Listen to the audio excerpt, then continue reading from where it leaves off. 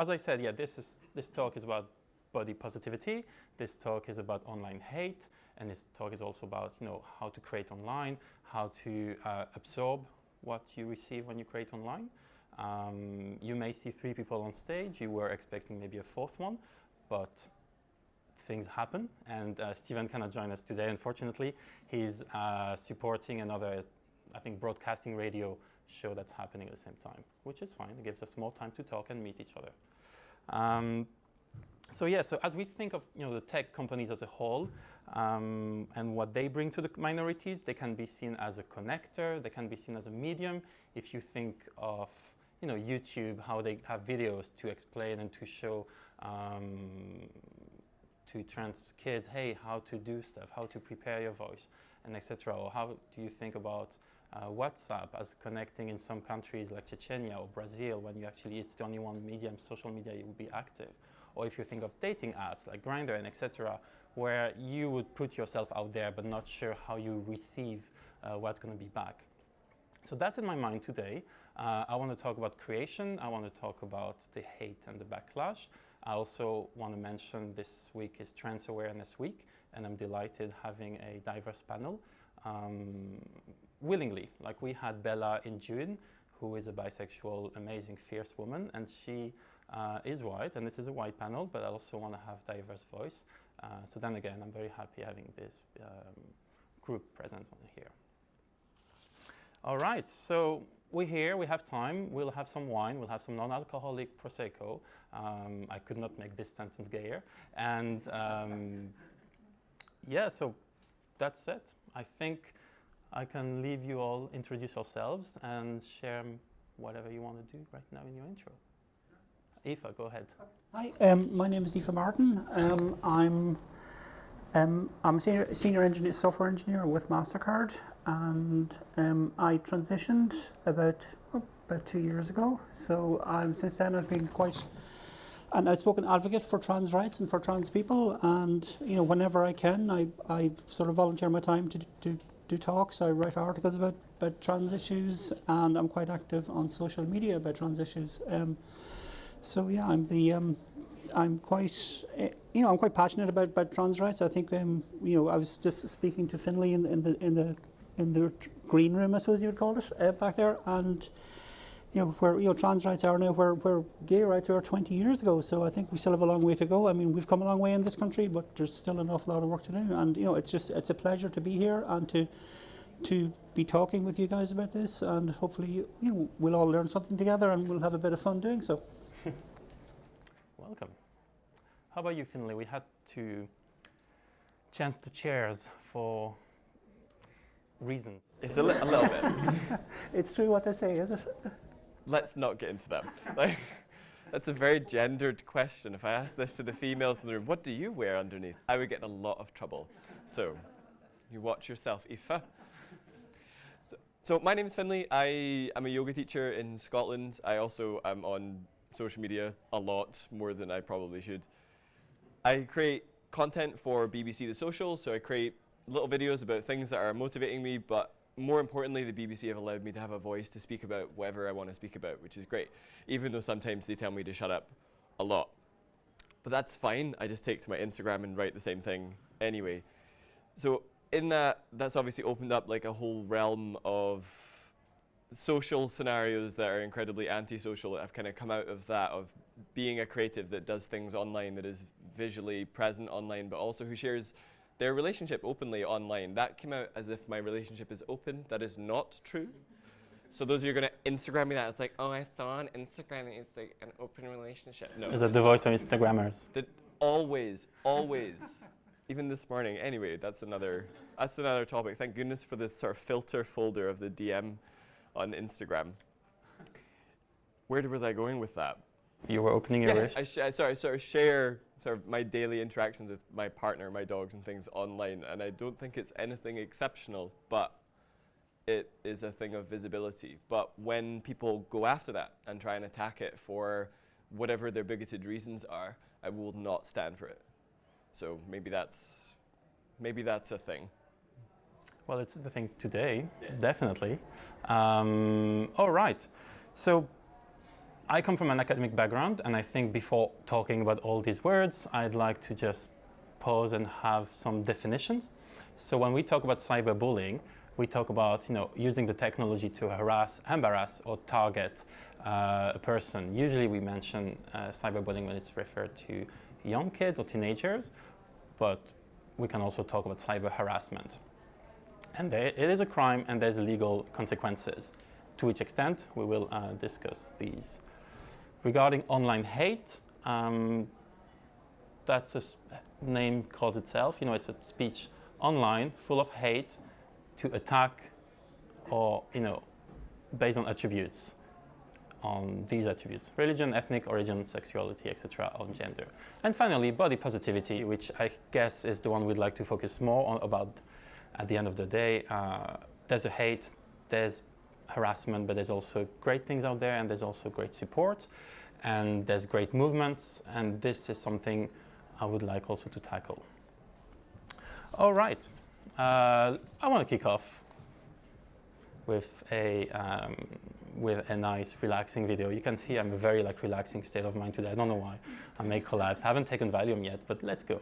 So, you okay if I show this, Finlay? Yes. So that's what brought Finlay here somehow. It's a domino effect. But only give me one view, though. Oh, yeah. Okay. All of you connect your phones and give him more than 10 views. All right. So let's have a look.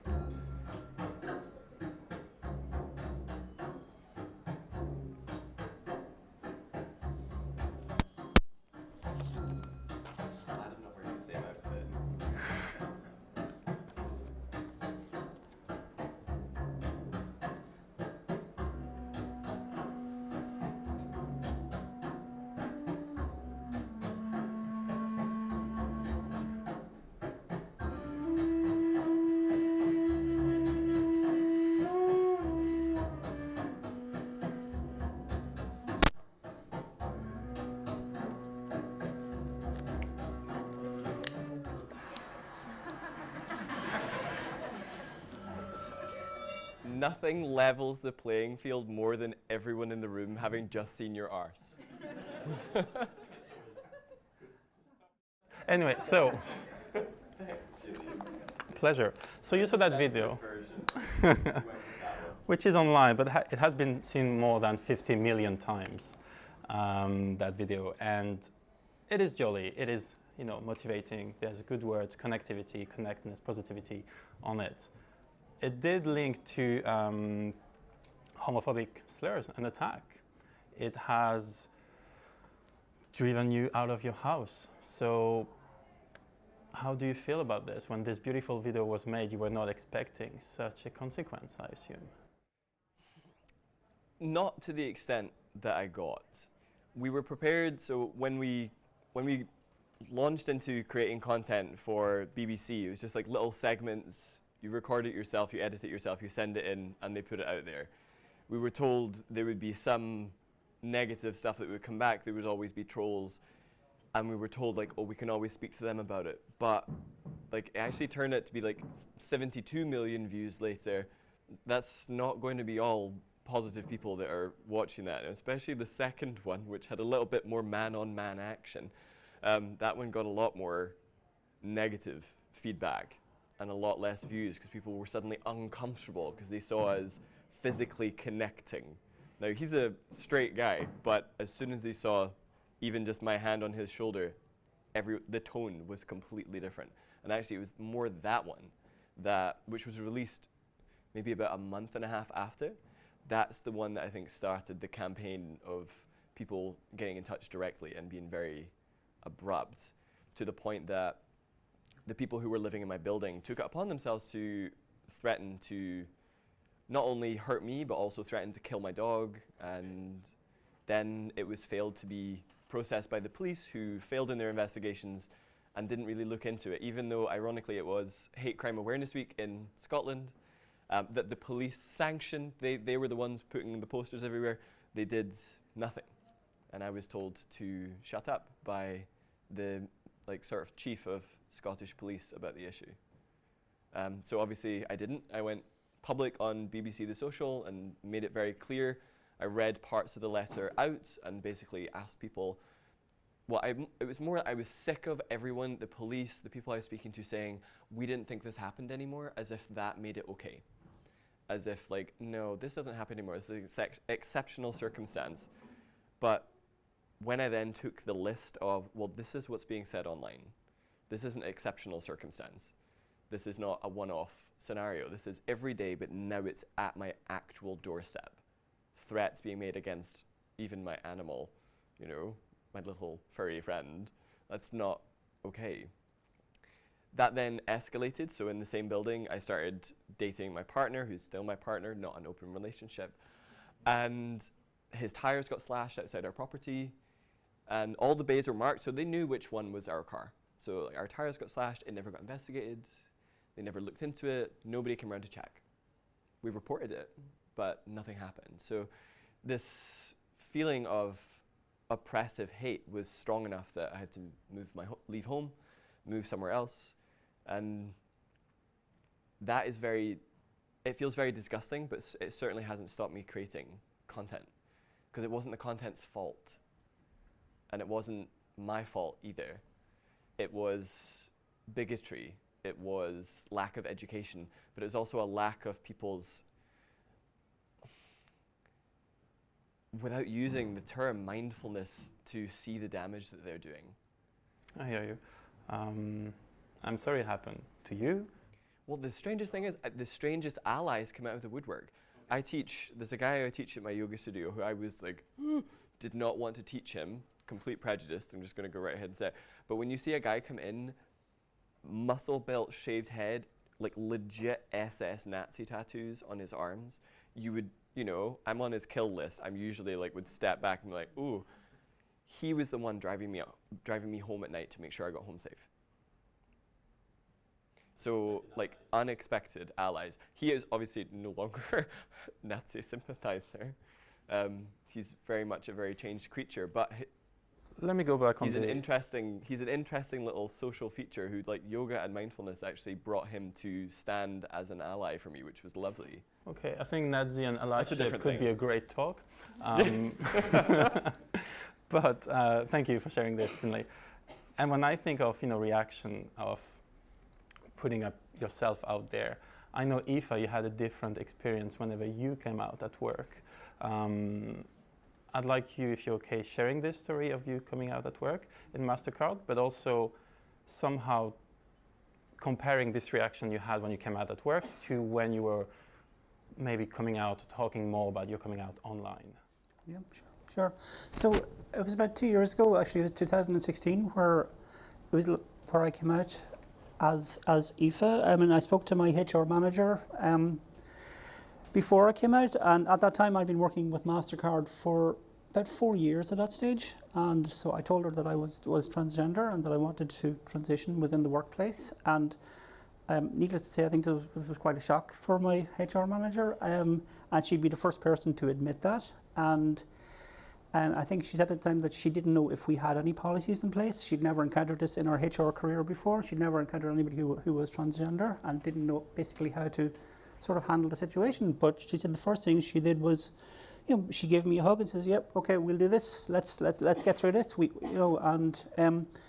agreed that we would meet every week to sort of, you know, plan out a sort of a roadmap where, you know, things that, you know, who would I tell, when would I tell them, you know, badge changes, email address changes, all these sort of little things that you have to think about if you're coming back to work, you know, from one gender to another. And you know, I'd love to say that it was a difficult process and we had to fight battles and we were really, really strong about it. But to be honest, it was quite easy. I mean, you know, changing my name on the system was just me logging into one of our software applications and just changing my name, and it just filtered down through the system. You know, so it was quite easy in that respect.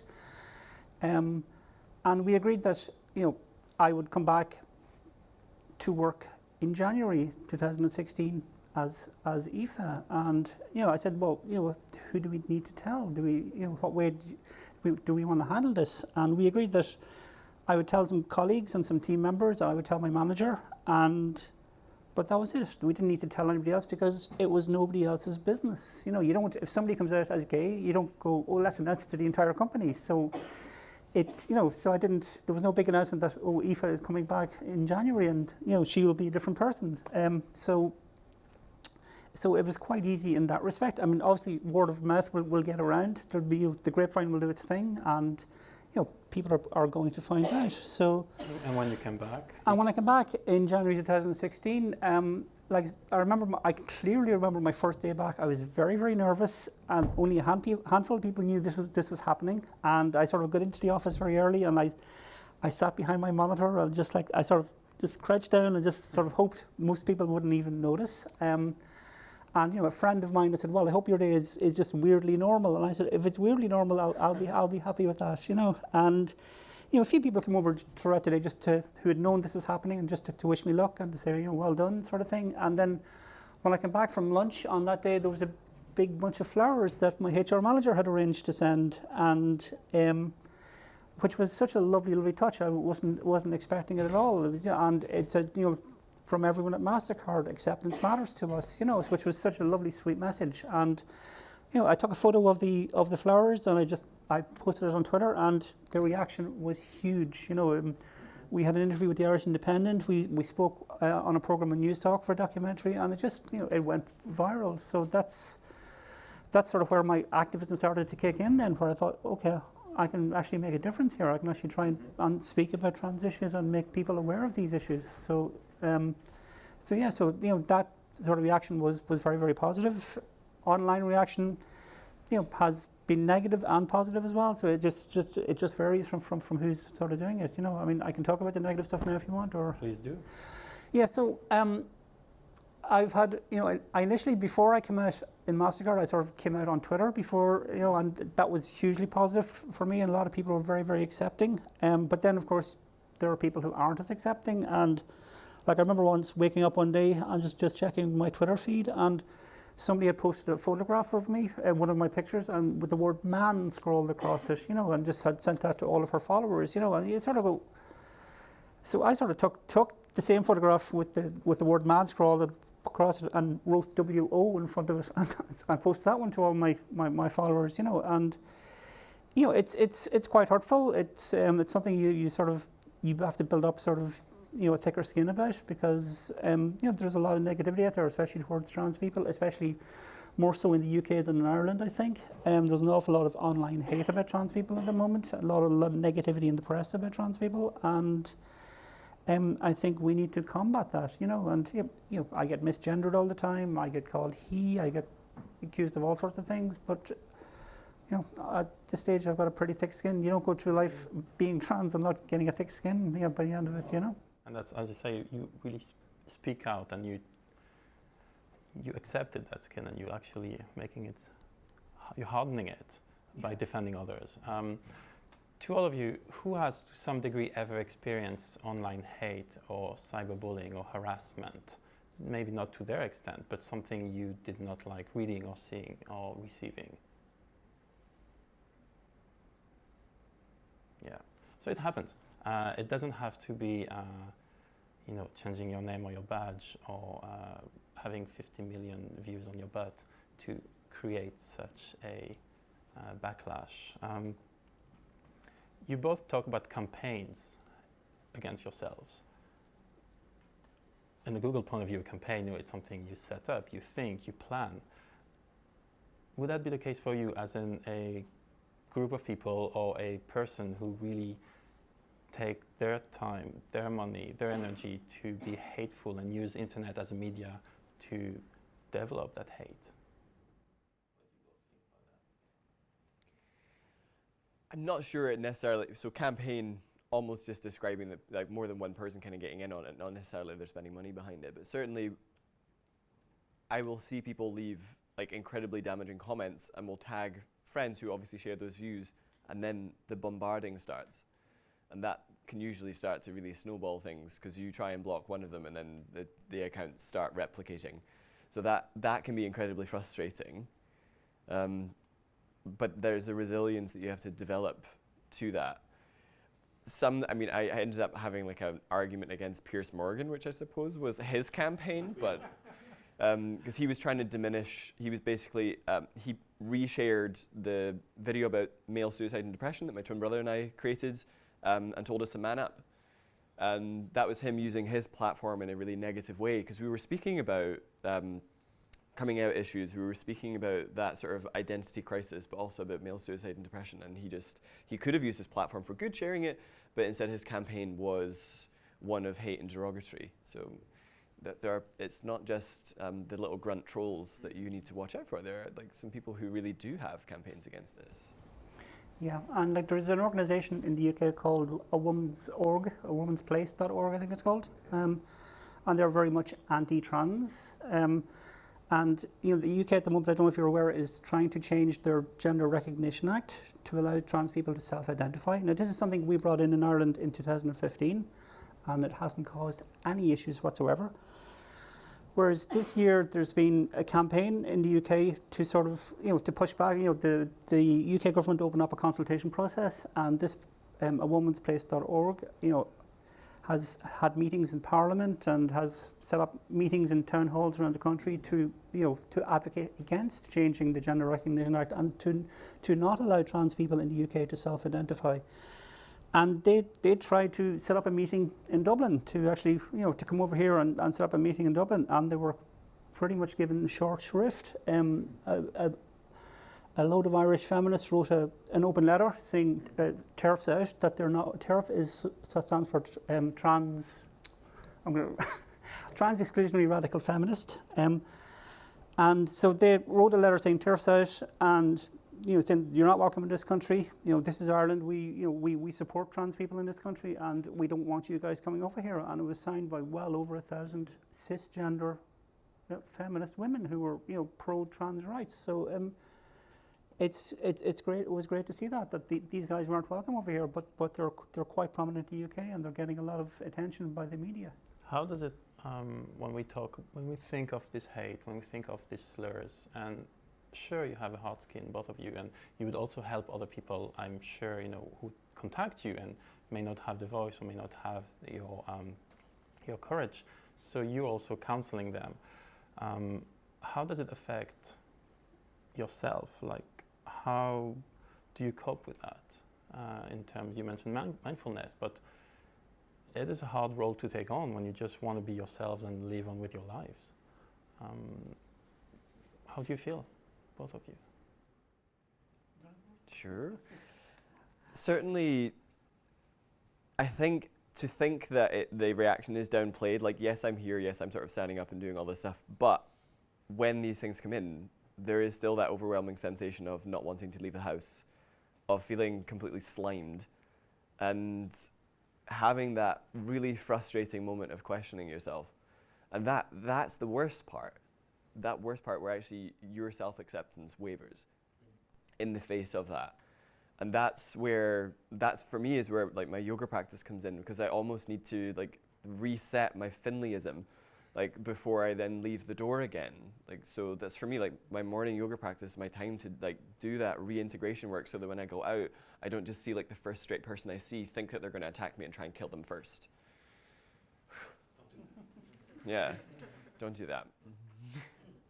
Yeah, I mean, I think that's a very good point about sort of accepting yourself, because, you know, there is a lot of negativity out there, and I always say that the bravest step a trans person can take is stepping across that threshold, stepping outside the door in public.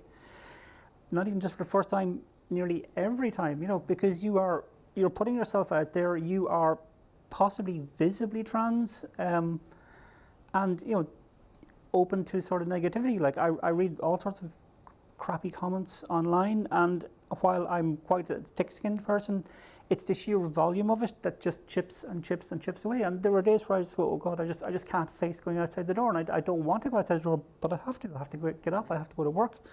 I work in an office where everybody knows I'm trans, and everybody is cool with that, but it's still not easy, you know, it's still a difficult thing to do.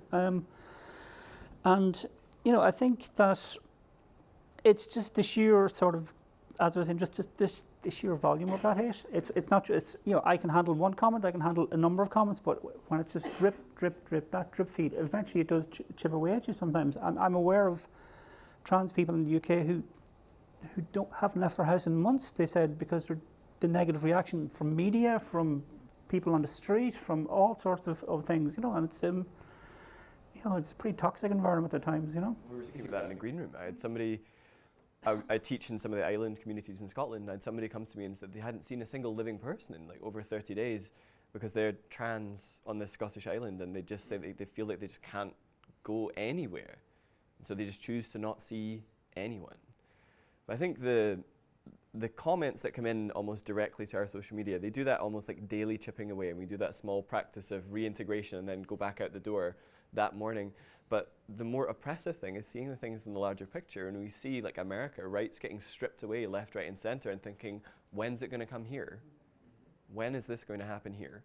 When am I going to get discriminated against in a shop again? Do you feel supported sometimes by others? Or it's you against a big wave that you may not... That's where the education comes in. Because even my family, like every single one of them, like straight, generations of frustrating straight people. And that's not me saying that if you're straight that you're frustrating, but they live under this shell, this bubble where they're like, no, none of that happens anymore. You're overreacting. And they don't get why I get angry. They don't get why I get upset. They don't get why sometimes I phone my mum and I'm in tears. I'm like, do you see what is happening here? Do you see how the sort of rainbow world is burning around the planet? Like when I go and teach in places like Indonesia, to be told like you need to really dial everything you do down, which, see, when you teach in pink leggings, that's hard.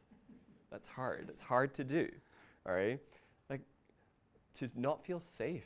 Like I feel relatively safe in Scotland. When I was teaching in Texas, I did not feel safe, all right? But when I was teaching in Indonesia, I didn't feel safe, but I kind of found like a sort of gay community who were like the rebel faction. It was nice to kind of hang out with them. But that cloud of oppression isn't going away, and actually that one saps me more than the daily. Do you want to add something to this, Aoife? You don't I'm sorry, I've lost my train of thought. What was the question again? Basically,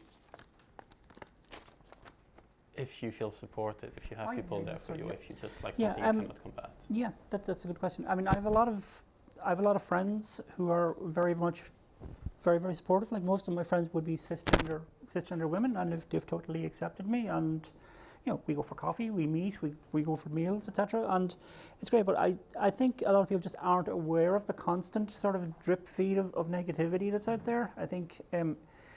I hate to say it, but a lot of people live in sort of a heterosexual cisgender bubble, and while they're sort of tangentially aware of these issues happening, because it's not affecting them directly, they're not aware of how hurtful it can be and how difficult it can be for trans people. And I always, I constantly say this to look, if you have a friend who's trans, if you have somebody in your life who's trans, reach out and just say, how are you doing? Is everything okay? There's some shitty stuff in the news. Are you okay? Are you feeling all right? Do you want to talk about anything? Do you just want to go for a coffee and have a natter? So I think it's just important just to be there, be supportive, and to just reach out when you can.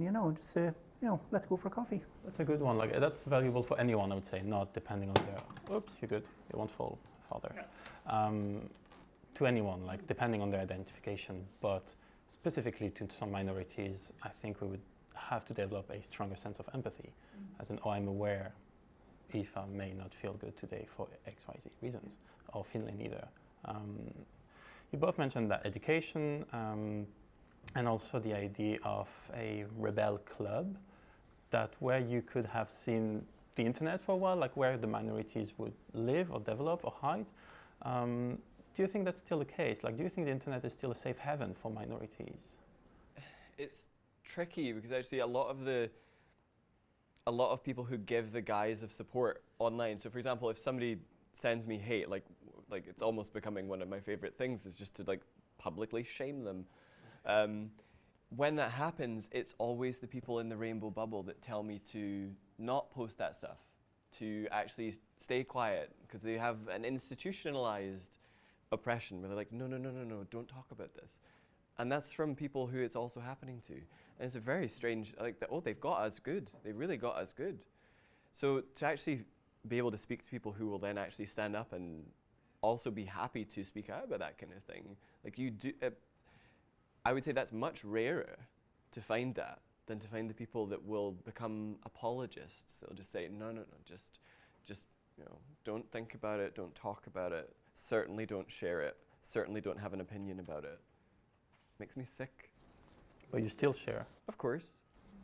Have you ever, both of you, have you ever posted something and then you regretted it and deleted, or have had double thoughts, either because you thought you'd be hateful or because you thought that was not your job to do? Well, you should see my drafts folder on Twitter, stuff I've wanted to say but not said. And if ever I die, I'm hoping one of my friends will log in and just delete everything in there, stuff you wouldn't. Generally, I'm quite careful about it because I know how it can affect people, because I've been on the receiving end. I'm quite aware of what I say. I don't always. Sometimes I do lash out. Sometimes I do say something I regret later, or something I shouldn't have said. I'm also aware that I have a platform and that there are younger trans people possibly reading what I write. And like I once wrote a pretty negative article about being trans, just about, because I was going through sort of major dysphoria at the time, and it was sort of like why it sucks being trans, basically. And the article was published, but I actually had to email the editor and say, look, could you just change the headline on that just to make it sound less negative? I mean, he didn't change the content of the article, which was fine because that's how I was feeling at the time. But rather than calling the article, it sucks being trans, let's be a bit more positive about it and have something, rather than having that negativity there, because I do try to, as much as I can, highlight the positive aspects, and just to usualize this and just say, look, it is okay to be trans. There's nothing to be even shamed about, Finlay, do you regret your posts? Well, some images I've put up. Well, there was one time. I'd done this photo shoot with my twin brother, and it was great. It was lovely, and I thought I'm just going to chuck like 70 images on Facebook. And I was like, this one image has been shared like 500 times. You can see everything. I didn't know. I had no clue. I regretted that. But as for like my responses online, not so much. But I have shifted my tactics for the people who leave hateful comments on my Instagram in particular, because I know like there's, for example, I teach a group of kids with additional support needs, like multiple disabilities, and I know actually daily they check in to my Facebook to see what poses I'm doing and then see if they can recreate it in their classroom every single day. And so if they're seeing me being really nasty to somebody who's been really nasty to me, it's not setting a very good example. So one of my new favorites is like, whoops, you're on the wrong page, fingernail emoji. Like, and then usually would like direct the followers to be like, go and send them a message for me. And I send in the troops. So I'll leave them a little bit like, oopsie daisy. And then the troops go in there and will usually do the critique work for me without necessarily, it's not saying that I won't go in and do the work, but it's me saying like, I'm not gonna engage with you, but also like, you're on my page, you must like what you see. Yeah, I think there's an argument. I mean, I've had this sort of argument with people where they say just don't give them any sort of, don't give them any limelight. Don't sort of, and I agree. I mean, it's easy for people to say that because they're not the ones being attacked. Yeah. And sometimes, I will ignore and I will just not pass any remarks, or I will do what you do. I will send in the troops. I will sort of quote tweet it and say, look at this arsehole's after saying sort of thing, and just let everybody else do the hard work. But I'm also aware that, since I came out at work, a lot of people from MasterCard follow me, so I've become much less wary on my Twitter. I'm much more, I hold myself back a little bit, I think. I probably shouldn't, but I'm much more self-conscious than I used to be, I have to say. Being self-conscious offline. We will open, the floor. So prepare your questions, but I have like 1,000 more if you're okay with that.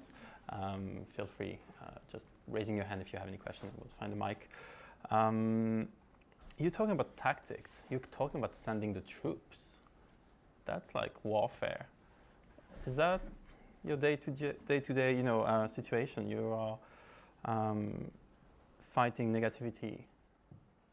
It is day-to-day. Yeah. Even today, like when I was sitting on the plane, like somebody left it was, as insults go, pretty tame. They were just like, your bum doesn't look good. And I was like, okay. Sure. 72 million people disagree. I just wrote back and I was just like, again, I was just like, whoops, I think you think I appreciate what you think. Like, I don't. And then they wrote back being like, no, it's really that left one. And it was so specific. I just found it more amusing. I was like, I'm not feeling too self-conscious right now, even though it's the one facing everybody. But it's relentless. There's lots of these little comments that chip in. And actually, like, to have a tactic, like sometimes just going in and just being like, give them a little something. But for the really negative ones, I've had a lot of really terrible experiences where the fans have gone in and they have reported it and then have tried to go through the reporting channels on Instagram primarily, and then they report back and say, Instagram said they're not going to do anything. Instagram said that even though there's hate speech there, they won't do anything about it. So the safeguards that my troops use will only work occasionally, and that's frustrating. Yeah, I think that's a big problem on social media. Like I'm primarily use Twitter as my social media platform, and you report stuff on there, and it's there's nothing to see here. Everything's fine, or this does not violate our rules. And you're sort of, well, clearly it bloody well does, And I was getting sort of harassment from one particular person, and it was constant. And this person talked about me, you talked about my family, you talked about my kids, etc. And said some really, really negative stuff about me. And I reported it to Twitter, and they said no, it doesn't violate our rules. And eventually, I got talking to somebody who knew somebody in Twitter, and I sent her a load of of tweets that this person had sent, and next day I knew this person was banned. But since then, this person has set up another account and is now on her 5th account, and it's still harassing. So it's a very, very difficult thing to police on social media, unfortunately. Yeah, and that's where I wanted us to lead to, as a new report, but nothing is happening or not fast enough. We discussed that earlier, and how in the green room when everything happens, and you were not there. But and there's a code of conduct that was launched by the EU, but it's not legally binding. It's an agreement. Do you want to control the internet, or do you want to have the internet controlled? Do you want to let loose everyone? What do you think about that? Like, I'm sure you've all reported, as you said, but then most of the time, nothing is happening in your favor.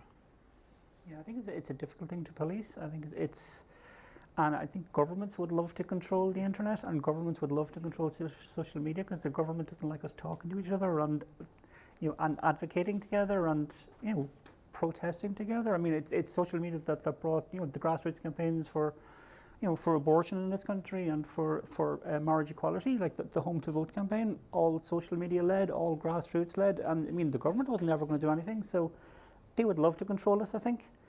So I think, you have to take the good with the bad as well. I think, it would be nice if we were all a bit politer to each other on social media and on the internet, but I don't see that happening. Do you see that happening on yourself, whenever you have reporting, even with the police, physical? Well, that's the thing. It's almost more insidious. It goes much wider as a problem for society than just policing the internet. I mean, even the police themselves were not following through on their basic function. So that was something outside of that. So, like, last week in Scotland said that they're actually, as part of the curriculum for primary schools and secondary schools, they would be introducing LGBTQ+ education. And this was a huge thing, and like everybody was like, woo, this is great. And the main sticking point, we were speaking about this in the green room again, if only you'd been in the green room, everything happened. The main thing that everybody was rallying against, as you were saying, that trans rights are 20 years behind gay rights, is everybody's beef was with trans, and they were using the same rhetoric that was used about gay people 20 years ago. Like, 20 years ago it would have been, you're trying to turn my kid gay. And it's like, no, born that way. Now you're starting to get it. But they're not there yet with trans. But education has gotten people to a certain point. But there's a lot more education to do. But so I don't know if policing it is going to do it. But getting people who are more educated, people who are actually questioning, and as you said, sort of like normalizing the situation, usualizing it. Like, as that happens, like, we can only hope that that will not be there, because we also rely on our freedom of speech to be able to fight back. Like, if we can't fight back against it, if we're being silenced and if we're all being policed. Yeah, and this idea of being policed is rising. I know, like on Monday, if I'm correct, Emmanuel Macron, French president, did launch this agreement, and 3 main countries have not agreed, thus being China, US, and Russia, which would be major impacts on the internet. And if we could go to so that's a quote from a Jewish sociologist who does say, basically, tech companies, are seeing themselves as publishers. So now we are responsible. The companies will be responsible for the content online. Who's at fault, the messenger or the medium? Like, who should be policed? Who should be responsible for the Tribune that is published? Is it the journal? Is it the reader? Is it the writer? What are your thoughts? I think the medium has probably more responsibility in this area. Certainly, I know, like, again, speaking about Twitter, they're quite happy to have, if somebody has a lot of followers, like, I remember Milo on Twitter, like, he was quite, they were happy to go along with his stuff for ages, all the hateful rhetoric that he was espousing. Like, they still haven't banned Donald Trump, for God's sake, and the stuff he comes out with. It's because he was banned for one hour. Was he? Yeah. Oh, that's right. Yeah, it was accidentally banned. But it's they're quite happy to allow these people their platform, because it generates more news for Twitter, it generates notoriety for Twitter, it generates more income and advertisement for Twitter. So, and if you look at any online publication, any newspaper publication, all the comments beneath the articles themselves, it's all a lot of it is quite negative, and it's quite right wing, but they're happy to go just because it generates clicks, it generates people looking at their content, and it generates advertising revenue. I'll go back with you on this, Finlay. I know we have a question, so if you could just tell us your name and your question, please. So my name is Raisa, and my question relates a bit to the situation in Scotland, because when you were talking at the beginning, I also remembered that they introducing it into the school's curriculum, which seems to be the best idea to educate people early on. But then there seems to be this huge discrepancy between that idea and a very public, I think, court proceedings against like what is perceived as hate speech online. I think there was a comedian, he was convicted for a piece that he made that Jewish people might feel is distasteful. And at the same time you say whatever you reported that happened to you in actual life outside of any online interactions, people damaging the tires of the car, threatening you with physical violence, threatening to kill your animal. Nothing was done as far as I understood you. So how do you think, like, what would be the best approach to actually tackle that real life problem? I think one challenge would be perhaps for the police and the authorities to perhaps look at the fact that there are obvious inequalities in how sort of crime reporting, but also crime handling is dealt with. So certainly when it came to me handing over this letter, I was told, oh, we'll take your fingerprints, we'll do it right now. They didn't. Then they said, we'll come back, we'll take your fingerprints. They still didn't. They said they would interview my neighbours to find out who it was. They didn't. Then it became a high-profile case because I took it to the BBC, and they still didn't. So the ball was dropped on many opportunities. So that's not uncommon in that constituency. They say that their budget is so stretched that they cannot investigate hate crimes. So if we're encouraging people to report more hate crime or to be more aware of it, and for especially people who it's happening to feel confident in reporting it, they need a bigger budget to be able to investigate it, because all the other stuff is still happening. They're stretched thin. So I can understand that they may not have the resources to follow through with a lot of it. So there's that, like more resources for them to do that. But then it's like, okay, bigger police presence. Do we want that either? Have they always been allies? Can they be allies? It's a tricky situation. But if it comes down to education, like the person who wrote the letter, everyone who I showed the letter to said, this is an older person's handwriting. I was like, are these views that are going to disappear, or are the views that are still current, that are still being passed on generation to generation? this is where I hope like the education part will have children identifying with people in the playground rather than, it almost seems like certainly when I was at school, it was only after school that I was just like, oh my God, there's gay people. Oh my God.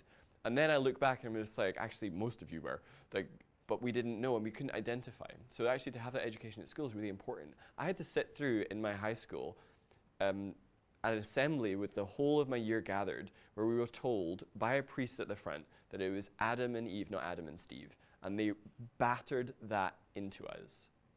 Like, so if school is going to move in more inclusion, I look forward to seeing how those children will go into the world. I see the young creators, the young YouTubers putting out a very diverse message, a very almost sometimes gender fluid message. And actually that is so wonderful to see that. But that's a great thing, but we still need to focus on there are people who really get left out and struggle. For example, somebody who I teach yoga to, we picked her back up after her parents sent her to gay conversion therapy, after she had needles put into her fingers, you know, to try and, you know, beat the gay away. This still happens in Scotland. It can still happen in Scotland. So I would love if they legislated that more and then included that in the education. Like, this is how we used to deal with this. Like, acknowledging some of the painful history. I think that's been a big thing in a lot of minority movements is you need to acknowledge some of the wrong that's been done. Because if you don't, how do we move forwards? This is where like LGBT history months are actually really important aspects as education. And I think that would be great to see that in schools. Aoife, what are your thoughts on the next generation of creators online? I'm very, very hopeful actually. Like I grew up in the 70s and 80s in Ireland when there was no internet and there was there was none of this. And you know, looking at young people today, and they're much more outgoing. They're much more accepting of who they are. They're much more accepting of diversity. I mean, kids aren't born bigoted. You know, they get bigotry from other people. They get it from society. They get it from the media, from what they see around them. And to see, you know, young kids coming out and young kids being themselves, it's just wonderful, you know, and you know, long may it last. All right, I have a question, but I think I'd love to hear your thoughts, and I'd love to hear how you experience internet, what you think of the EU regulations, because I have tackled this a bit briefly, but we can go back again. So go ahead, whoever wants to take the mic. So name and question, please. Okay, yeah. Hi, my name is Kelsey. Before I just say my question, Finlay, I have your book. I really appreciate the pictures at the end. Don't give away the ending. Really, as someone who does create content, I wanted to ask if some of these hateful messages that you're getting, you know, constantly on this content is making you either sort of second guess putting the content out there, or even maybe revising what you're creating because if you're getting this sort of negative sort of images and messaging constantly. Does that change sort of how you think about putting your content out there or the things that you're producing? I wish it didn't, but it does.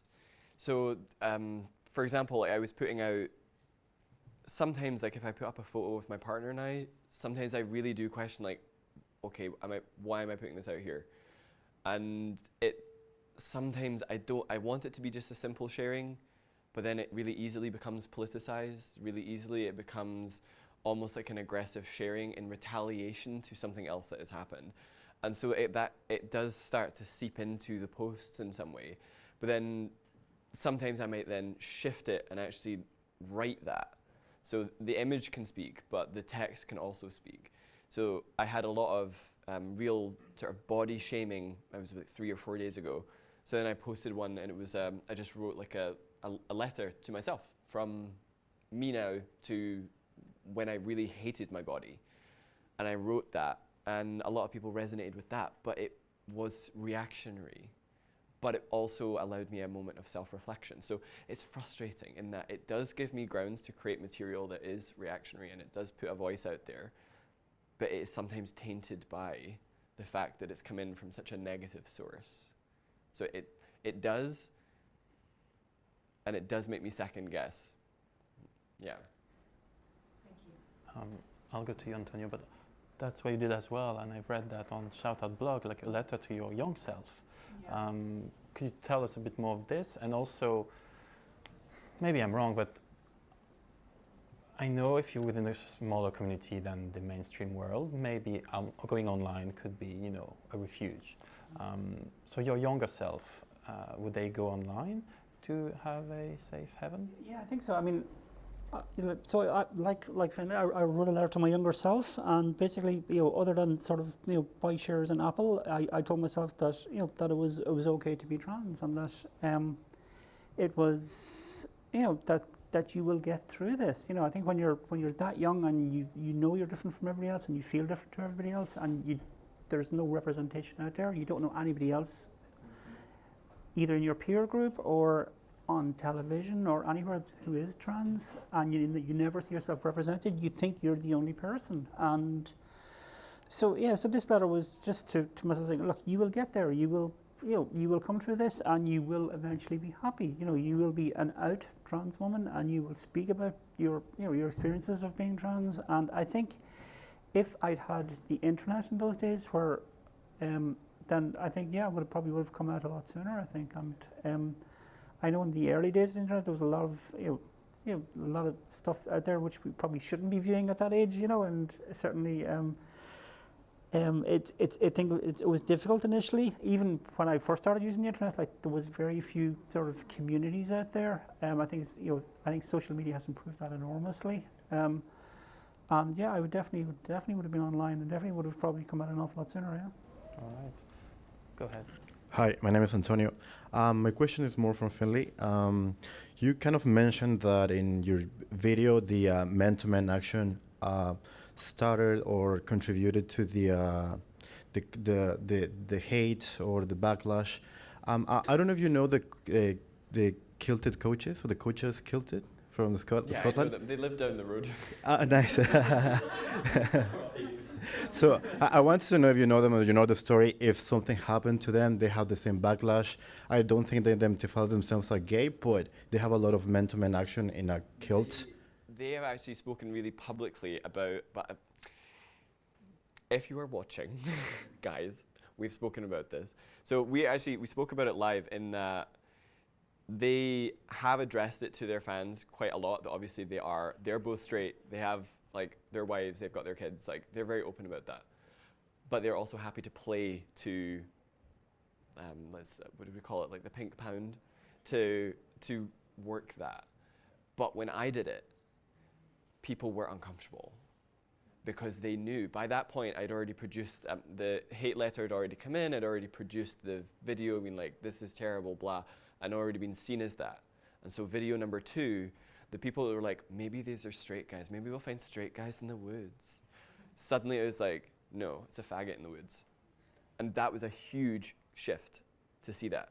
They knew, and they were uncomfortable. And it was a really big change to see that, and the languaging really changed in that regard. Yeah, and that's from that piece of information. Yeah. Hi, I'm Romina, and I have a question. If you ever talk to the haters and ask, what actually are you afraid of?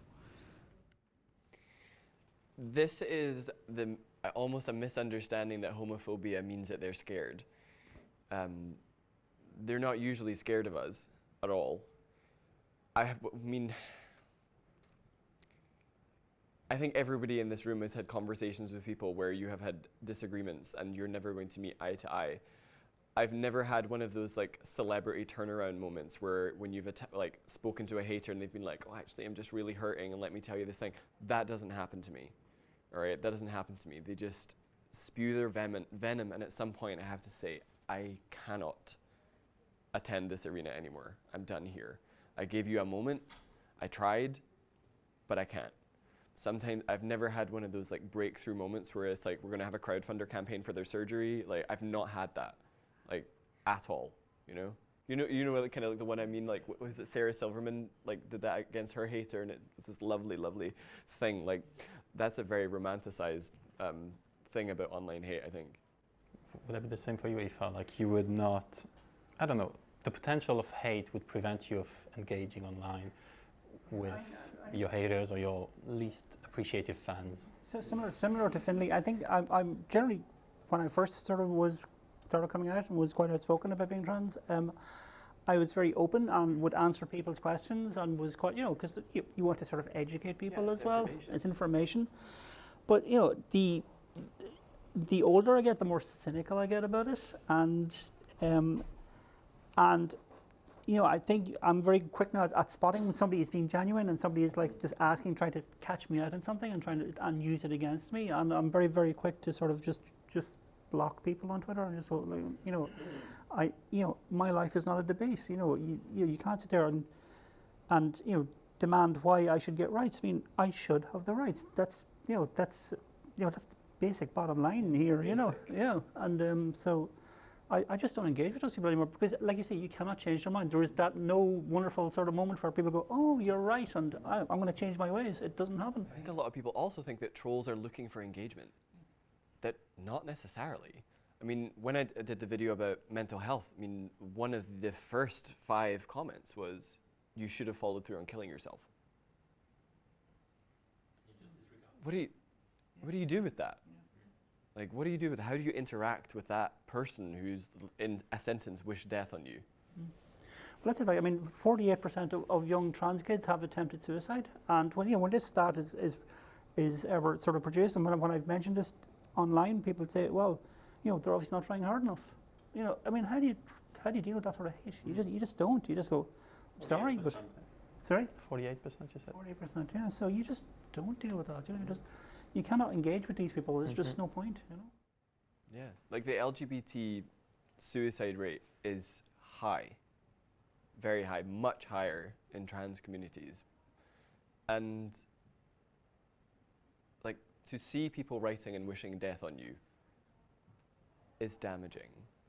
You can't help but question, like, not only their actions, but you begin to question yourself. And remember we were saying earlier about that time to reflect. If somebody's questioning your existence, like, has the troll had that? Has the troll genuinely sat there and then reflected themselves on what they have written and said, should I die? No, of course they haven't. But they will do it to us. And that's why it's sneaky, because you would only see like the hate or the comments or the meme as something online, not something that, well, boomerangs physically in your face, to use another boomerang thing. But like, online hate does kill. You have young people taking off their lives, you have people hiding themselves, as you say, in the house. And there's a lack of education, there's a lack of prevention, there's a lack of repression, but there's also beautiful things that, as you mentioned, there's also creating a community, and there's also initiatives like an app called Rethink that I shared with you. So that app, which you can download online, it's called Rethink. It scans your words that you're typing, and it allows you to pause before posting, basically telling you, are you sure you want to do that now? And 93% of the 50,000 users have decided not to post the message they were writing in the first place. To which extent do you think technology can educate them, educate those haters, or is it just a battle we will never fight? It could be, it would have been black people in the past, it would have been gays, and it is trans, it would be something else. I'm vegan, so I have a lot of hate. But like, what do you feel about that? Yeah, I mean, see, I think when people write hateful stuff, they're not seeing the person on the other side of the screen. So there's no sort of concept of a human being there. And so it's easy to write stuff. It's easy to write stuff that you wouldn't say face to face to somebody. And I would never sort of tweet in anger, or I would never write an email in anger, because you're going to regret it the next day. You were a better person than me. You just know you're going to regret it someday. And I think that having an app that sort of captures that, I don't know if it works or not. Or I mean, I would hope people would have enough sort of self-perception to realize that, to know what they're doing. But obviously that isn't the case. Finlay, before I conclude and really open the conversation, and before you tell us more about your full hatred emails that you regret. They mostly involve my ex-husband, but that's a different thing. Ooh, juicy. same topic, like, would you be aware or would you know any ways technology can somehow... I find that interesting. Obviously, the user would have to consent to its use. This is the thing about like policing the internet. We can't have that going out for like everybody. But to give people that moment of pause where like the sort of perhaps taught hateful impulse is the first thing that is there, maybe that small pause is enough of a window for empathy to come in. But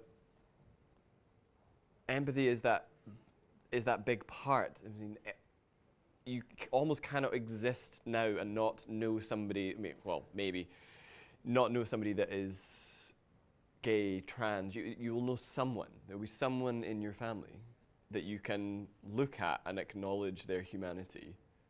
So much so, to the point that like when we teach our like yoga teachers, it's like, okay, you need to remember you're working with humans, not just like machines, and make them do X, Y, and Z. So we make them sit and look at each other uninterrupted in their eyes for like 20 minutes. It's really uncomfortable, but they usually end up seeing mirrored what they are seeing. So they will soften. And so even though they may have had some animosity towards that person, they will see a kinship. They can't get that from a screen. They see something, there might be some other insidious thing like a jealousy, there might be a bitterness, there might be some other story that comes in, and they forget that the other person has just as unique and valid a story as anybody else. And the screen is the barrier. Like in person, it's very unusual for me to have somebody like spout venom to my face. Like it will always be hiding behind a screen. Let's have all your questions heard. Yeah. Oh, thanks, Alice. Hi. Thanks for, is this one? Yes, it's on. Thank you very much for talking so openly. I wanted to ask about, we've spoken a little about how harassment online and hate online will cause you to, or lead you to police or regulate your online posts and self-expression online. You spoke a little about how you self-doubt before everything, even before you step out the door. Even, I guess I just wanted to ask more broadly about how being online in general and being influential online has maybe caused you to regulate or police your expression. You mentioned a little bit earlier about how there's this studio you're aware of who replicate your poses on a frequent basis, and so you're mindful of how they might perceive you responding negatively to online hate. And so I wonder in general how, not cyberbullying, but I guess cyber validation or cyber fandom has maybe caused you to regulate or police or alter your online self-expression. Or even offline. Aoife, do you want to take that first? Yeah, so I don't think it's affected me too much in that sense. I'm quite outspoken about what I talk about. I'm quite outspoken about trans rights. This is probably primarily what I talk about online, and I'm sure people are going, oh God, here she goes again off on one of our rants and one of our threads, and so I'm more sort of self-conscious sometimes about it. I'm going, oh, do people actually want to listen to this again? Do people want to hear this sort of stuff again? Because I know I tweet about it a lot and I talk about it a lot, and I'm going, are people going to think I'm being a little bit narcissistic about it? And that. So I think that's more where I sort of regulate myself. I don't do as many sort of long posts or threads as I used to do, because I think, I've the same bunch of followers, and they're obviously aware of my politics and aware where I'm coming from and aware of what I talk about. And so, yeah, I think it's more sort of, I'm much more self-aware than I used to be. I'm much more afraid that I'm actually boring people with my stuff now, So so generally I would sort of hold back a little because of that. But I had a thread this week because it's Trans Awareness Week, and sometimes if the muse just strikes, I'll just go and I'll write away and I'll just post without thinking. So post first and then regret later, sort of thing, I mean, certainly for me, Instagram's like my main platform. It's always been like a journal of my practice, like my yoga practice and kind of what's going on like day to day. So that part continues. I use it to kind of catalog like some of the work breakthroughs that I have, but those things that happen there, they don't make it into like my classroom environment. I'm just more aware, like that sort of example of there's like a class that looks at it. They are probably looking at the poses because they are like 6. They're like 6 or 7 years old. So they're unlikely to be reading like the politics or me like rambling on at somebody. But it still is a thought that, you know, they are looking at it. But I still stand by, and I've always stood by, like, in person, if I see somebody going after me or going after somebody that I care about, I'm going to speak up about it. If that's happening, I'll speak up about it. Even when I was at high school, I set up this like anti-bullying network in my school. So like that bit has been there. As for like the online stuff for me, that's not fabricated. That's my everyday. That's why the floor looks dirty and the windows aren't clean. Like yesterday, I accidentally showed you a video of the toilet because I forgot to shut the bathroom door. So I like to think that I'm being as transparent as possible. And even though some of my posts are generated in a reactionary way, it's still my genuine take on the situation. So I'm still able to, even though, has it become about validation anymore? I think it's more like I feel more appreciated when the voice feels heard. And especially when I hear the rally cry go out, when people are like, this has happened to me as well. And that's powerful, because like the young me didn't have that. The young me was so isolated.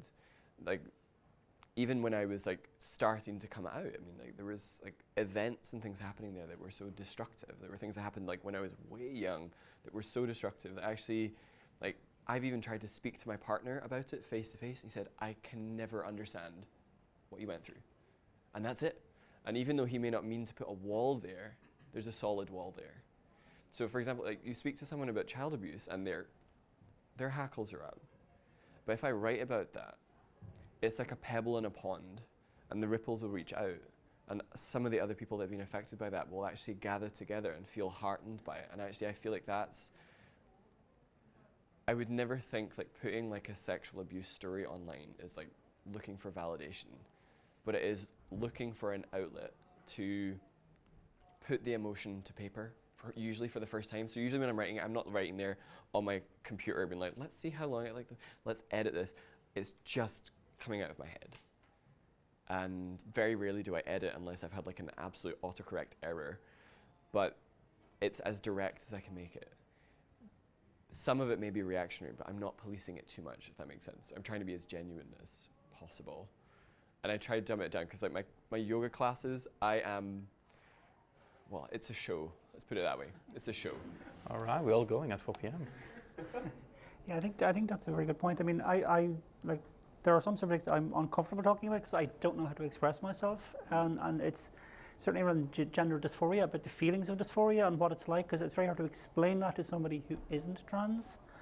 And I do write bits and pieces about it when I can, or when, you know, and it does, as you said, those ripples, they go out, people see it, people who are going through the same thing, you go, take some sort of validation from that, and they go, well, I'm not the only one who feels like that. And it's nice to get that. And when I see people writing about dysphoria, I go, yeah, actually, that describes perfectly how I feel. Like, you get it. And whereas a lot of people just don't understand it, and it's very hard for somebody who hasn't experienced it to understand what it's like.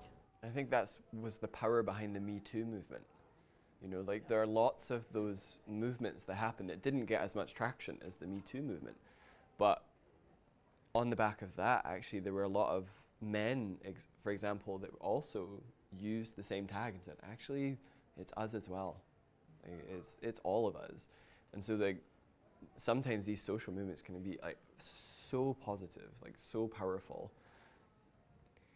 But it does take people to do it, like to have that like unaltered voice. Yeah, just know you're not alone. That's the main thing. You know you're not the only person who's experienced this. You are not on your own. Yeah. We have 2 questions posted online internally, so it's policed and controlled. But then we can have more questions from you all. Hopefully they took a minute to reflect on what they wrote. There's 1 like, so I guess that's fine. The first one I have will be for both of you. So body positivity is impacted by negativity from those around you. Like bullying, those with weight issues are excluded and treated assumed lazy. Those who experience this feel isolated and driving depression. How can, at Google, but I would say how can in any tech companies, can we be truly inclusive, and can we see everyone as a worthy person? It's a very good question. That's a great question, and I'm not sure I can answer it. Body positivity, yeah, that's a huge thing for me. It's something I struggle with myself. And like I'm a middle-aged fat trans woman, and the word fat is something I find it very difficult to say. I find it very difficult to actually, it's probably the first time I've used this publicly to say that word, the F word as I call it. And yeah, it's something I struggle with. Like I look at myself, I hate photographs of myself, I hate seeing pictures of myself online. I do it because I'm trying to be more positive about this is me, this is what I look like, accept it or walk away. But I still find it very, very difficult. Like I've done a couple of portrait sessions for some trans projects that I'm involved in, and again, I'm doing it because I'm trying to be more open about who I am and be more positive and be more body positive, but I still find it very, very difficult, and it's something I find very, very difficult to talk about. And someday I probably will. I'll write a lot about this when I get there, but and I think it's only by sort of, again, it's representation. It's showing different bodies, different people of different color, genders, sexualities, body shapes, body types. Like we still, we are inundated with images all the time of thin, white, blonde people generally, and we need to sort of get away from that sort of thing. We need to, people's bodies are, everybody's different. Not everybody is thin, not everybody is tall, not everybody is white or blonde. So we need to, I think, we should be promoting that. Yeah, and we all have F words, I guess, as demons. But thank you for sharing this, and I'm sorry I asked you for the picture now. I feel no, that's actually really that was that was done in a photo booth in Mastercard, so that one's fine because it's only sort of from chest up, which is grand. Finlay, I know body positivity is one of your main, energy that is driving you. Tell us more. For me, I don't necessarily see that as something that someone else has responsibility for. When I have people coming in and they have this negative self-image, then my drive is to get them to do the work, and that's the work of acceptance. So part of yoga is this shift of being more conscious about your actions, how you move, but also practicing acceptance of what is going on, what your current reality is, and what your powers are to change and affect things. So that process, and one of journaling and of introspection, that begins the work of beginning to care for the organism. And if you are willing to do the work of the care, it doesn't matter how it looks. It doesn't matter how the pose looks. I work with people with multiple disabilities. They're not looking on the Instagram channels and being like, well, I can't do that.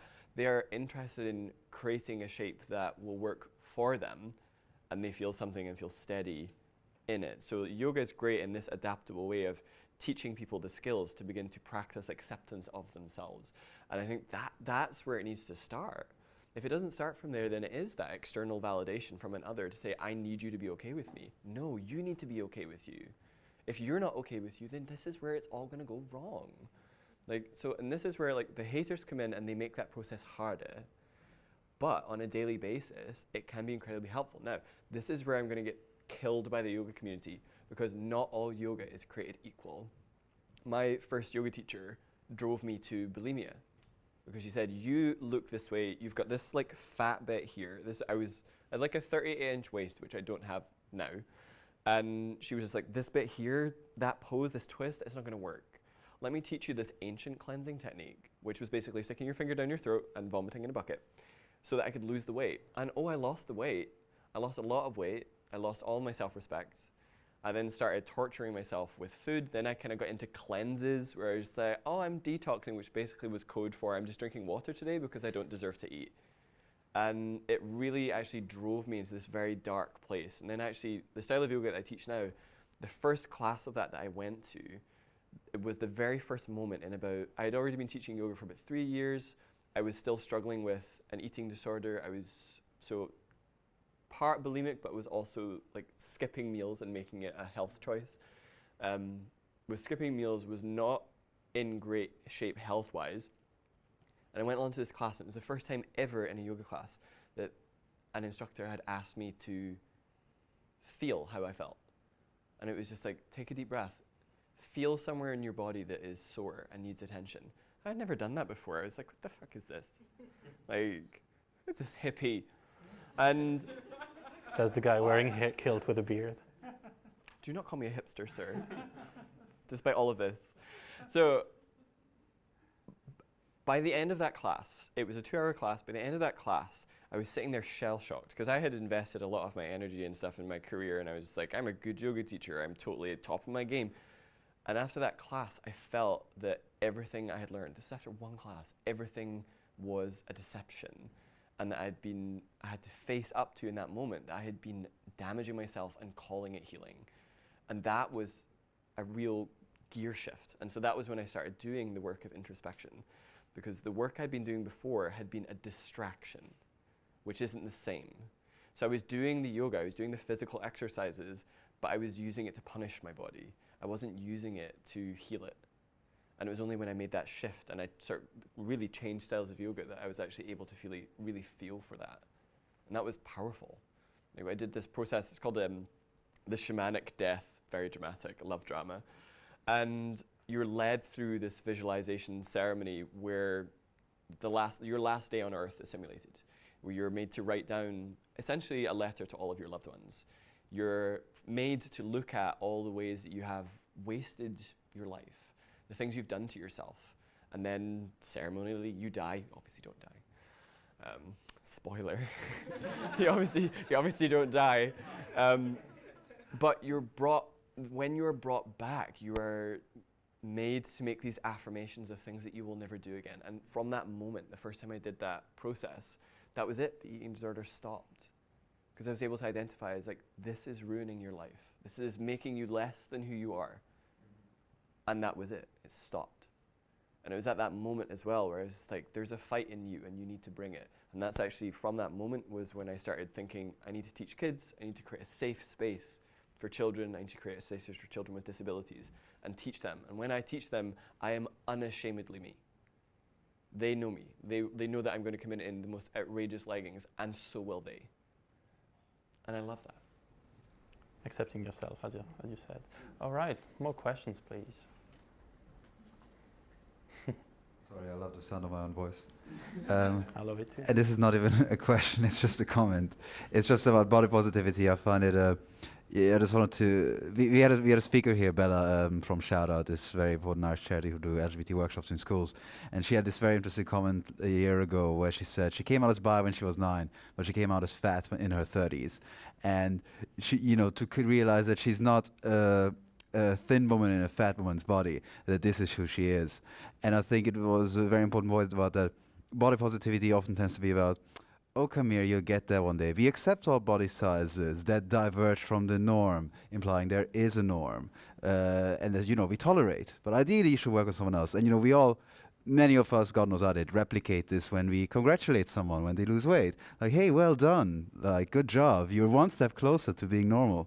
And I guess I just wanted to echo that sentiment that it's in all these, I don't want to call it microaggressions, but I guess, it's all in these tiny little steps we can take with each other to just be more inclusive.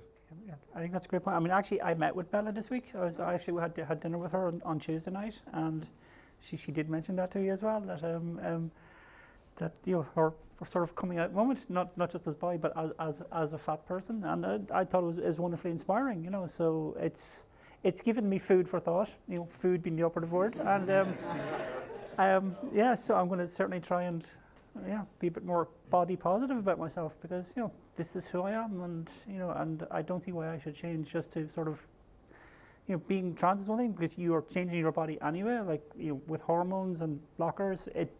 You can put on 2 to 3 stone just by taking estrogen, which isn't helping me get any thinner. So I just need to accept who I am, and just love myself for who I am. And you're beautiful as you are, and we are delighted having beautiful panels. Do you want to add something to that, Finlay, on the body positivity we already discussed? You don't have to. I mean, certainly. I mean, in the yoga world, I mean, we are bombarded. I mean, I tell all of my students that buy yoga magazines, and this is me not going to get my yoga magazine subscription or paid from them. I say to them, please stop buying this trash and actually donate your money to a charity. That would be lovely. because it is just adverts of thin women selling yoga leggings. That's all it is. It's all that it is. And those of you are like, oh no, it's more than that. There's this woman selling crystals. Yeah. And the woman selling the crystals is also thin and blonde and perfect. So it's like, bleh. But what I love is like the yoga studio that I teach at, that I helped set up, like when the people, everybody comes to our studio. Everybody who is anybody, they come to the studio because they can do the class regardless. It's not like oh, come in, we'll help you lose the weight. That isn't the message they get when they come in. It's like, come on in, let's see what happens. All right. Do you have any other questions? Is there anything that's on your mind? When is the next class? Hi, I'm Laura, and I have a question because I was active for animal rights some years ago, and I got a lot of hate from online and from my friends as well. And especially, I think if you get this hate from people you like or your friends, it's a lot more hurtful. And I just wanted to know if you dealt with this as well, and if you dealt with it in a different way than with those anonymous people online. Yeah, totally. I remember sharing, I think it was when I shared about Scotland getting same-sex marriage, and I shared that, and one of my friends being like, this is like a travesty. And I wrote a letter to them and I said, like, I need you to acknowledge that by saying this, you are invalidating me as a person. You're saying I don't deserve to have the same rights as you, but you still think that we can be friends. I cannot be friends with you if this is how you're going to be. I cannot. Like, I'm not gonna whore myself out so that you feel more comfortable. I'm not gonna downplay myself so that you feel better about yourself. I'm not doing it. No way. So get back on there. Yeah, I mean, that's something I'm struggling with at the moment, in that, you know, I have family members who don't accept who I am and expect, they still call me by my birth name, and won't meet me unless I'm my former self. And I've just said, no, I'm not doing that. This is who I am. I've struggled with this for so long, and I've come out, and I'm not going to go back into that role. And if you can't accept that, then we'll just have to not see each other, you know. And you know, it's hurtful. I need you to be part of my life and accept me for who I am. And if you cannot do that, then I'm not going to change for you to be in part of my life. It's legit. I mean, I had some family members not show up to my wedding, and it was like, I hear you. Yeah, this is who I am, and that's it. You know, I can't change it, or sorry, I can, but I'm not going to. You know. You have you are being you. They're the ones exerting the choice to be the bigoted asshole. They identify as assholes. That's helpful. You had a question as well? Oh, you took the mic. No. Raising hands, nodding heads. Oh, go ahead. I too love the sound of my own voice. No, really quickly, it's mostly to do with the amount of attention we give hate. So I know that we've spoken a lot, and the panelists sort of said a lot about the comments they remember, these hateful, spiteful comments, but we haven't once sort of mentioned those good comments that we do get on those posts. And is it that really, and this is directed to both of you, that we are giving too much attention, we are remembering these posts, and therefore we're glorifying them? I mean, even with the media, you know, we have celebrities reading out mean tweets. They don't read out the ones that are nice about them. So is it that we are creating this cycle because we are giving too much attention to those hateful posts, and therefore we're just encouraging that kind of negative attention? I feel like the positive, I aim to acknowledge the positive as much as the negative when it comes in as comments. Obviously, I will respond to the positive with a lot more empathy and kindness. But the negative is that it was what we were speaking about earlier. If we don't address the fact that the negative is happening, it's not going to make it go away. And if we pretend that it isn't happening, then we are complicit. And I think that's the danger. Certainly when people message me and I ask, like, can I share your comment because it was really lovely? Some exert the right to say, some say no, and so I don't get to share some of that stuff. So I can't share or repost a lot of stuff, but when I can, I do. But it is that thing of like, if the negative comes in and we don't actually address it, then it does start, it normalizes that. And that's, you know, like I think both of us standing up and being these voices that speak out like that. Like, I want the young kids that I would teach to know that that's not okay. If somebody says that to them, they're not just going to quietly like put it to bed and then just go home. Like, it might raise in them that same fire to resist. Does that make sense? Yeah, I think just being nice is sort of the default position. I mean, it shouldn't be. It's not a hard line to achieve, I think, and like 90% of the stuff I get online is positive and is very, very kind, and people are very, very supportive. It's that 10% of negativity where you want to address that and you want to say, look, this is out there, and if we don't sort of talk about it or if we don't address it, it's just going to spread, you know. And there's the thing about sort of like, and again, not platforming people, like not platforming sort of Nazis and giving them voices on the media, and not platforming certain viewpoints is, I think there's a lot to be said for that as well, in that, you know, certain things aren't a debate. Like, my life is not a debate, but like, I think this week on one of the BBC channels, there was a guy on who said he identified as 20 years younger, and you know, and so they had a trans woman on debating with him. I'm going, why are you doing this? Why are you equating this with somebody who has gender dysphoria? It's a completely different issue. But in the mind of the public, they're going, oh yeah, you know, that guy's silly, but obviously trans people are silly too, because you know, how can you identify as something you're not? I mean, like, I identify as a helicopter, and it's just like, this is not what is being said. It's not what's being said. Yeah, like there was an article in the Sunday Times this week where Rod Little said, oh, I want to identify as a black trans Chihuahua. I was like, you know, all you're doing is just saying hurtful things about trans people by putting that as an article. You know, you're negating our experience. But also acknowledging marginalized hurt and then making fun of it. Yeah. Like, that's really not okay.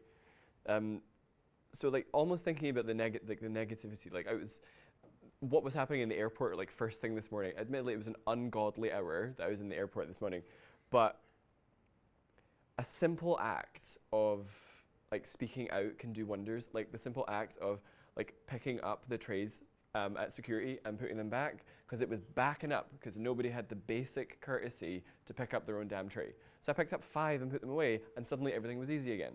So in the face of like an onslaught of negativity, if we don't speak out about it, it mounts up, and they, without sounding like militant, they begin to win because they don't meet any resistance, and they expect us to just quietly resist. And it's not the time for that. I mean, rights have been stripped away in America. Now, if I go into a restaurant in America with my partner, they can refuse service on the basis that we're a same-sex couple. That's disgusting. And what happens in the States could happen in the UK just as easily. Like, these opinions aren't small. These aren't being said by insignificant people. Some of the trolls run countries. You know, it's frightening. It's frightening. And trans rights as well. Their demand, there was something that went out just about 2 weeks ago in the States where they're saying actually trans people now need to have a genetic test to say what their actual birth gender is. Do genetic testing. So focusing on the right and the good comments instead of the wrongs. All right. On these notes, so we come to the end. We have some bubbles and non-bubbles and biscuits and whatever just waiting for us that made a big bang when I started talking. Do you have any other questions, or shall I close this? Good. So I'll leave the floor to you to just give your final words. You're not going to die again on a shamanic way, but it's, you know, just to say goodbye. We've all gone through it together. Let's do it. But yeah, that was a real pleasure hosting you. It was a real pleasure having you. We discussed, you know, education and how can somehow we prevent hate before it's already there. And once it's there, how can we cope by resisting it and not just focusing on itself, not giving it a platform, but really seeing the other alternative, like other apps, or thinking how we actually all play a role, like in the airports, lifting and helping other people. So thank you again. We're going to clap once. We're going to talk and hear you sing your last words, and we clap again. Final words, Aoife. Final words of wisdom. First of all, thank you very much. It's been an absolute privilege and an honour to be here.